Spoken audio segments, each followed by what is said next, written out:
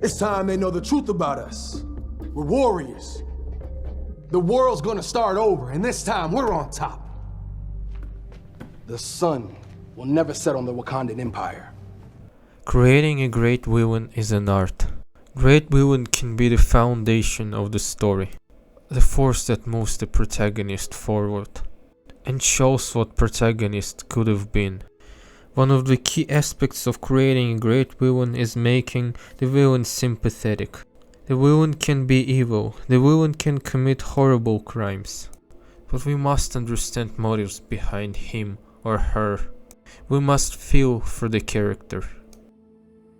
If we talk about the Marvel Cinematic Universe, there are obviously two villains who stand out. These villains are Thanos and Killmonger. And while Thanos is a great villain, at least in Infinity War, this is hard to deny, my absolute favorite MCU villain has got to be Killmonger. Black Panther could have been fairly average MCU movie. Sure, it's had its moments. But what really made this movie good is the story behind its antagonist, Killmonger. When he was a kid, he was orphaned by his own uncle, King T'Chaka. T'Chaka just abandoned the body. He abandoned young Eric too, so he could find his father's dead body in their apartment. Jobu wasn't a bad person. He stole a vibranium weapon only because he genuinely wanted to help all the oppressed and struggling black people around the world. I observed for as long as I could. Their leaders have been assassinated. Communities flooded with drugs and weapons. They are overly policed and incarcerated. He wanted to give them weapons and force to fight back against the oppressors. Eric, who became Killmonger, inherited his father's beliefs, but took them to the more extreme level. He was raised in an orphan and became cruel war criminal who killed multiple people in multiple countries across the world. I killed in America, Afghanistan, Iraq. I took life from my own brothers and sisters right here on this continent.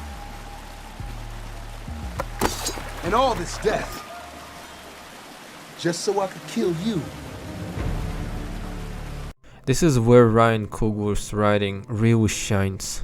He creates both despicable and deeply sympathetic character at the same time. The terrible loss shaped Eric and made him a person who he eventually became. He was robbed of his country and his legacy. No tears for me? Everybody dies. It's just life around here. So when he returns to Wakanda and challenges T'Challa, we don't see him as a criminal, but rather as the one who came to demand justice. We understand what moves him, even though we know about everything he's done.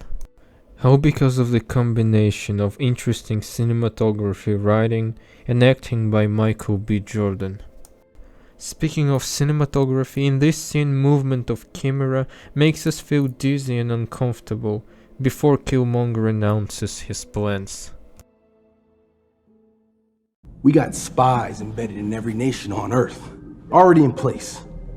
I know how colonizers think, so we're gonna use their own strategy against them. We're gonna send vibranium weapons out to our war dogs.